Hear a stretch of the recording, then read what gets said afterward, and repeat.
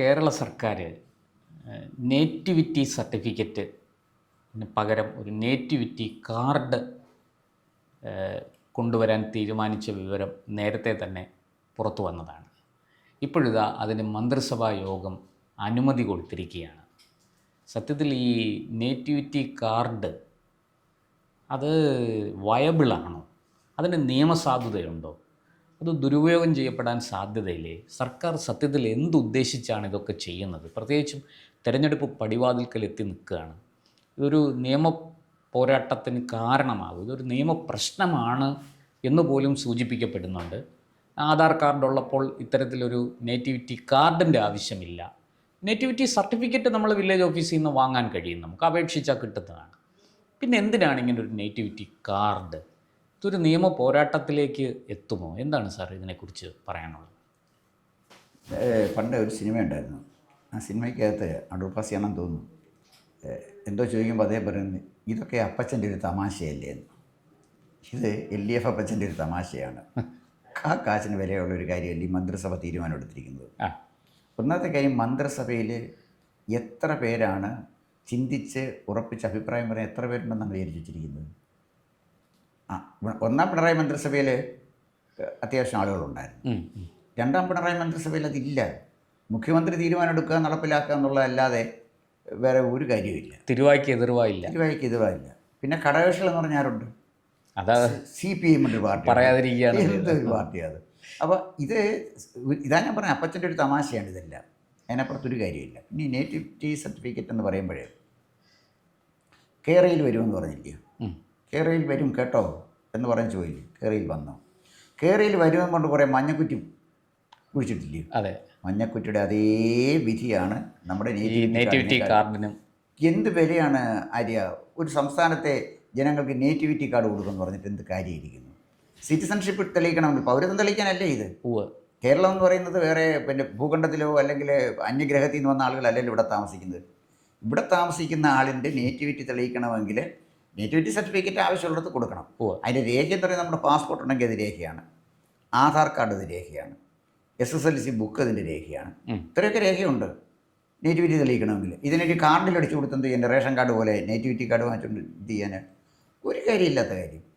ഇതൊന്നും ചുമ്മാ തലയ്ക്ക് വെളിവില്ലാത്ത ചില തീരുമാനം എന്നുള്ളതല്ലാതെ ഇത് ആർക്കോ വേണ്ടി തിളയ്ക്കുന്ന സാമ്പാർ, അതിനപ്പുറത്തൊന്നും ഇതിനകത്തില്ല.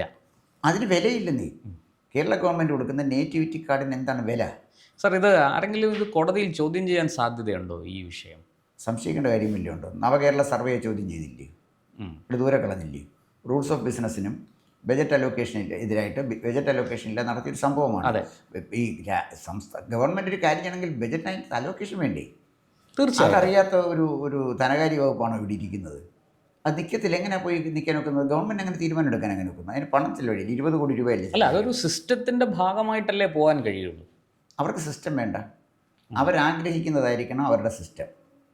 അതാണ് അതൊരു തരത്തിൽ പറഞ്ഞാൽ അരാജകവാദമാണത്. അല്ല, അരാജകവാദം തന്നെയാണല്ലോ കുറേ കാലമായിട്ട് നമ്മുടെ സംസ്ഥാനത്ത് നടന്നുകൊണ്ടിരിക്കുന്നത്. അരാജകത്വമല്ല, അരാജകവാദമല്ല, അരാജകത്വമല്ലേ നടക്കുന്നത്. അപ്പോൾ അതുകൊണ്ട് ഈ നേറ്റിവിറ്റി സർട്ടിഫിക്കറ്റ് എന്ന് വായിച്ചാൽ നമ്മൾ ഇതിനകത്ത് അച്ചടിച്ച് വന്ന കടലാസിൻ്റെ വില പോലുമില്ല. അർഹിക്കുന്ന അവജ്ഞയോടെ തള്ളിക്കളയാവുന്ന കാര്യമുള്ളൂ. ഇതിലെല്ലാം ഉപരിയായിട്ട് 2024 മെയ് കഴിയുമ്പോഴത്തേക്ക് പുതിയ ഗവൺമെൻറ് വരും. ഇറക്കിയ ഉത്തരവിന് എന്ത് വിലയാണുള്ളത്? അധികാരത്തിൽ നിന്ന് ഒഴിയുന്നൊരു ഗവൺമെൻറ് ഈ ഇറക്കിയ ഈ ഉത്തരവിന് എന്ത് വിലയാണ് ആര്യാവുള്ളത്? ഒരു വിലയില്ലല്ലോ. അവർ നേറ്റിവിറ്റി സർട്ടിഫിക്കറ്റ് എന്തെങ്കിലുമൊക്കെ പറഞ്ഞു. ഇതാ ഞാൻ പറഞ്ഞ അപ്പച്ചൻ എന്തെങ്കിലുമൊക്കെ തമാശ പറയണ്ടേ? കേരളത്തിലെ ജനങ്ങൾക്കും അറിയാതൊരു തമാശയാണ്. ഇതാരും നേറ്റിവിറ്റി സർട്ടിഫിക്കറ്റ് വാങ്ങിക്കാൻ. സാർ, ഒരു കാര്യം കൂടി, ഈ വെറും ഒരു അപ്പച്ചനാണോ കിളിപോയ അപ്പച്ചനാണോ? അങ്ങനെ ഒരു സംശയം കൂടിയുണ്ട്. അപ്പച്ചന് കിളി പോയിട്ട് കുറേ കാലമായി. അപ്പച്ചന് കിളി പോയി. കിളിപോയ അപ്പച്ചന്മാരാണ്. ഒരു അപ്പച്ചനെ പറഞ്ഞിട്ട് കാര്യമില്ല. കിളിപോയ അപ്പച്ചന്മാരാണ്. മന്ത്രിസഭയുടെ തീരുമാനം എന്ന് പറഞ്ഞാൽ കളക്റ്റീവ് ഡിസിഷനാണ്. മുഖ്യമന്ത്രി എന്ന് പറയുന്നത് ഫസ്റ്റ് അമംഗ് ഈക്വലാണ്. അല്ലാതെ ഈക്വൽസിനിടയിൽ ഒരാളെന്നുള്ളതല്ലാതെ മുഖ്യമന്ത്രി എന്ന് പറയുന്നത് പ്രത്യേകിച്ച് അധികാര ഒന്നുമില്ല. അദ്ദേഹത്തിന് മന്ത്രിസഭ സംഘടിപ്പിക്കാം, മന്ത്രിമാരെ നിശ്ചയിക്കാം എന്നുള്ളതല്ലാതെ ഒരു ഘടകകക്ഷി മന്ത്രിസഭയിൽ എല്ലാം അദ്ദേഹത്തിന് തീരുമാനം എടുക്കാൻ പറ്റുമോ? പറ്റില്ലല്ലോ. ഇത് LDF ഉണ്ട്, LDFിൽ ആലോചിക്കണം, പാർട്ടിയിൽ ആലോചിക്കണം. അല്ല, പാർട്ടി പിന്നെ ആലോചിക്കേണ്ട, അത് ഗോവിന്ദ മാഷ് പറഞ്ഞുതരും. ഇത് പിന്നെ അമൂർത്തമായ സാഹചര്യത്തിൽ സമൂർത്തമായ ഒരു തീരുമാനം എടുക്കണം. അങ്ങനെ സമൂർത്തമായ നേറ്റിവിറ്റി സർട്ടിഫിക്കറ്റ് അമൂർത്തമായ രാഷ്ട്രീയ സാഹചര്യത്തിൽ ഞങ്ങൾ ഇഷ്യൂ ചെയ്യാൻ തീരുമാനിച്ചു എന്ന് പറഞ്ഞാൽ ആർക്കും മനസ്സിലായില്ല, എനിക്ക് മനസ്സിലായില്ല, കേൾക്കുന്ന ജനങ്ങൾക്ക് ഒട്ടും മനസ്സിലായില്ല. പിന്നെ കുറേ കാലം ജനങ്ങൾക്ക് ചിരിക്കാനൊരു വകയായി. നല്ല ടെൻഷനായില്ല, ഇപ്പോൾ ഈ ചൂടുമൊക്കെ നല്ല ടെൻഷനില്ലേ. അതെ അതെ. തമാശകൾ പറയുന്നതല്ല, അതാണ് ഞാൻ പറഞ്ഞത്. ഇതൊക്കെ അപ്പച്ചൻ്റെ തമാശയാണിത്. അതിനപ്പുറത്ത് വേറെ ഒരു കാര്യവും ഇതിനില്ല, നടപ്പിലാക്കാൻ പറ്റില്ല, അതിന് വാലിഡിറ്റി ഇല്ല. SSLC ബുക്ക് കൊടുക്കുമ്പോൾ അതിനകത്ത് നമ്മുടെ ഡേറ്റ് ഓഫ് ബർത്ത് ഉണ്ട്, അതിന് മൂല്യമുണ്ട്. ഡിഗ്രി സർട്ടിഫിക്കറ്റ് കൊടുക്കുകയാണെങ്കിൽ അത് വൈസ് ചാൻസലർ ഒപ്പിട്ട് കൊടുക്കുന്നതാണ്, അതിനൊരു മൂല്യമുണ്ട്. ഇത് തഹസീൽദാരോടെ ചെന്ന് പറഞ്ഞ് ഒരു നേറ്റിവിറ്റി സർട്ടിഫിക്കറ്റ് വാങ്ങിച്ചുകൊണ്ട് വന്നാൽ അതിൻ്റെ എൻ്റെ പർപ്പസ് എന്താണ്? നേറ്റിവിറ്റി സർട്ടിഫിക്കറ്റിൻ്റെ പർപ്പസ് എന്താണ്? തഹസീൽദാരോ കളക്ടറോ ഒപ്പിടുന്ന സർട്ടിഫിക്കറ്റിന് വിലയില്ലെന്നല്ല ഞാൻ ഈ പറഞ്ഞത്. അതിൻ്റെ പർപ്പസ് വേണ്ടി ഒരു പർപ്പസും ഇല്ലാതെ കൊണ്ടുവരിക. പിന്നെ നമ്മൾ ഈ പല പരീക്ഷണം കണ്ടല്ലോ, അതാണ് ഞാൻ പറഞ്ഞത്, മഞ്ഞക്കുറ്റി കുഴിച്ചിട്ടേക്കുന്ന പോലെ എന്നേ ഉള്ളൂ. പിന്നെ നാട്ടുകാർ പിഴുത് അറബിക്കടലിൽ എറിഞ്ഞതുപോലെ. ഇതിപ്പോൾ ഈ കേന്ദ്രം ഈ SIR ഇവിടെ നടപ്പാക്കുകയാണല്ലോ, കേരളത്തിൽ ഉൾപ്പെടെ. അപ്പോൾ കേന്ദ്രത്തിനെതിരെ ഒരു ഒരു ഒരു ഒരു ഒരു ഒരു പ്രചാരണം, അതായത് ഈ ന്യൂനപക്ഷങ്ങളെ ഇവിടെ നിന്ന് ഭാവിയിൽ പുറത്താക്കും, അതിൻ്റെ മുന്നോടിയായിട്ട് ചെയ്യുന്ന കാര്യങ്ങളാണിതൊക്കെ. അങ്ങനെ വിശ്വസിക്കുന്ന ഒരുപാട് ആൾക്കാർ ഇപ്പോഴും കേരളത്തിലുണ്ട് കേട്ടോ. അപ്പോൾ ഞങ്ങളത് അനുവദിക്കില്ല, ഞങ്ങളാണ് യഥാർത്ഥ ന്യൂനപക്ഷ സംരക്ഷകർ. ആ ഒരു പ്രചാരണത്തിനും ആ ഒരു ഒരു വാദത്തിനുമൊക്കെ മുനയൊടിഞ്ഞു പോയി. ഒരു കാര്യവുമില്ല. അത് 2024 തെരഞ്ഞെടുപ്പിൽ തെളിഞ്ഞു, തദ്ദേശ തെരഞ്ഞെടുപ്പിൽ തെളിഞ്ഞു, ഇനിയിപ്പോൾ നിയമസഭാ തെരഞ്ഞെടുപ്പിലും അത് തന്നെ തെളിയും. പക്ഷേ എങ്കിലും ഈ അണയാൻ പോകുന്ന ദീപം ആളിക്കത്തുന്നു എന്ന് പറഞ്ഞതുപോലെ ഒരു ശ്രമം നടത്തി നോക്കുന്നതല്ലേ ഇത്? അല്ല, തെരഞ്ഞെടുപ്പ് അടുത്ത് വന്നപ്പോൾ ഗവൺമെൻറ് നേരിടുന്ന വലിയൊരു പ്രശ്നം എന്താണെന്ന് ചോദിച്ചാൽ, ഗവൺമെൻറ്റിനെ കൃത്യമായിട്ട് ചൂണ്ടിക്കാണിക്കാനൊന്നുമില്ല. ഉദാഹരണത്തിന് ഉമ്മൻചാണ്ടി ഗവൺമെൻറ് അധികാരത്തിൽ നിന്ന് പുറത്തു പോകുമ്പോൾ അവർക്ക് 3 പ്രോജക്റ്റുകൾ, വമ്പൻ പ്രോജക്റ്റുകൾ ഉത്തര കേരളത്തിലും മധ്യ കേരളത്തിലും ദക്ഷിണ കേരളത്തിലും നമുക്ക് ചൂണ്ടിക്കാണിക്കാനുണ്ട്. ഒരു ഭാഗത്ത് വിഴിഞ്ഞം ദക്ഷിണ കേരളത്തിൽ സാങ്ഷൻ വാങ്ങിച്ചു. 2 മധ്യ കേരളത്തിലെ പിന്നെ മെട്രോ ട്രെയിൻ എറണാകുളത്ത് ഓടി തുടങ്ങി. പിന്നെ ഉത്തര കേരളത്തിലെ കണ്ണൂർ വിമാനത്താവളം വന്നു.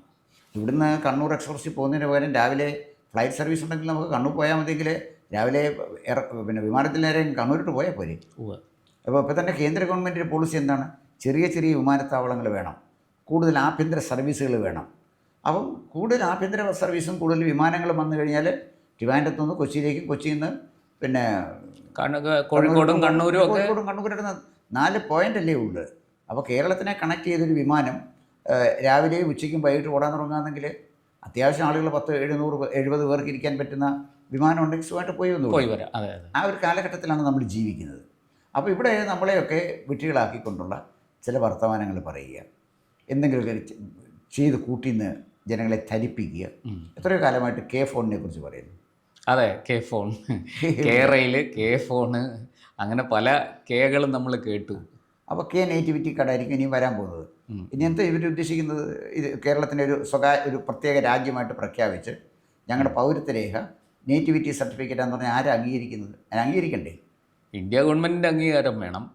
മറ്റേ നമ്മുടെ ഈ പറഞ്ഞതുപോലെ രാജ്യത്തെ ഏതെങ്കിലും ഒരു ഭാഗത്ത് ചെന്ന് നമ്മളൊരു ആവശ്യത്തിന് ചെല്ലുമ്പോൾ ഈ നേറ്റിവിറ്റി കാർഡുമായിട്ട് പോയാൽ എന്താണ് ഫലം എന്ന് കണ്ടു തന്നെ അറിയേണ്ടിയിരിക്കുന്നു. അല്ല, നേറ്റിവിറ്റി കാർഡ് കൊടുത്താൽ പിന്നെ ആര്യ പറഞ്ഞ പോലെ എങ്ങനെയാണ് ന്യൂനപക്ഷ അവകാശം സംരക്ഷിക്കുന്നത്? നേറ്റിവിറ്റി കാർഡുമായിട്ട് ന്യൂനപക്ഷങ്ങൾ എന്നാൽ സൗജന്യ റേഷൻ കിട്ടും, സൗജന്യമായിട്ട് ബസ്സിൽ പോകാൻ പറ്റും. എന്താണ് അവർക്കൊരു ബെനിഫിറ്റ് വേണ്ടത്? അപ്പോൾ അതുകൊണ്ട് ഈ നേറ്റിവിറ്റി കാർഡ് എന്ന് പറയുന്നത് ഒരു ശുദ്ധ പോഷ്കാണ്, ഒരു അസംബന്ധമാണ്. അതിന് പിന്നെ കാർഡ് അടിക്കാൻ കുറച്ച് പൈസ കളയാൻ, അതിന് കമ്മീഷൻ കിട്ടുന്ന ഭാഗ്യവാന്മാരുടെ കമ്മീഷൻ വാങ്ങിക്കും. അതായത് ഏതെങ്കിലും പ്രസ്സുകാരൻ്റെ അതിൻ്റെ കമ്മീഷൻ വാങ്ങാം. പക്ഷേ സാർ, ഈ പറഞ്ഞതുപോലെ നേരത്തെ ഞാൻ പറഞ്ഞ ആ വിഷയത്തിലേക്കാണ് വരുന്നത്. ഒരു അണയാൻ പോകുന്ന ദീപം ആളിക്കത്തുന്നു എന്ന് പറഞ്ഞ പോലെ അന്തം വിട്ട പ്രതി എന്തും ചെയ്യും. സർക്കാർ എന്തൊക്കെയോ ചെയ്ത് നോക്കുകയാണ്. അതിനപ്പുറത്തേക്ക് ഇതിൽ യാതൊരു സാങ്കത്യവും ഇല്ല എന്നാണ് നമുക്കും ഏതാണ്ട് മനസ്സിലാകുന്നത്. എന്തായാലും വരട്ടെ. ഈ പറഞ്ഞതുപോലെ നേറ്റിവിറ്റി കാർഡോ നേറ്റിവിറ്റി സർട്ടിഫിക്കറ്റോ ഇനിയിപ്പോൾ വേണ്ടി വന്നാൽ നമ്മുടെ സാക്ഷാൽ ശ്രീമാൻ പിണറായി വിജയൻ ഒരു പൗരത്വ കാർഡ് തന്നെ അടിച്ച് കൈ കൊടുക്കാനും സാധ്യതയുണ്ട്. അത് നമുക്ക് പറയാൻ കഴിയില്ല. അദ്ദേഹത്തിന് എന്തും ചെയ്യാനുള്ള കരുത്തുണ്ട്, ഇരട്ട ചങ്കുണ്ട്, കാരണഭൂതനാണ്. കൊണ്ട് വരട്ടെ, നമുക്ക് നോക്കാം ഇനി എന്താണ് സംഭവിക്കാൻ പോകുന്നതെന്ന്. നേറ്റിവിറ്റി കാർഡിൻ്റെ കഥ മിക്കവാറും ഹൈക്കോടതിയിലെത്തും എന്ന് തന്നെയാണ് ഞാനും കരുതുന്നത്.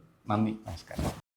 കൂടുതൽ വാർത്തകളും വിശേഷങ്ങളും നേരിട്ട് ലഭിക്കാൻ ജനങ്ങളിൽ നിന്ന് ജനങ്ങളിലേക്ക് ജനഭൂമി ന്യൂസ് സബ്സ്ക്രൈബ് ചെയ്യൂ. ബെൽ ബട്ടൺ അമർത്താനും മറക്കരുത്.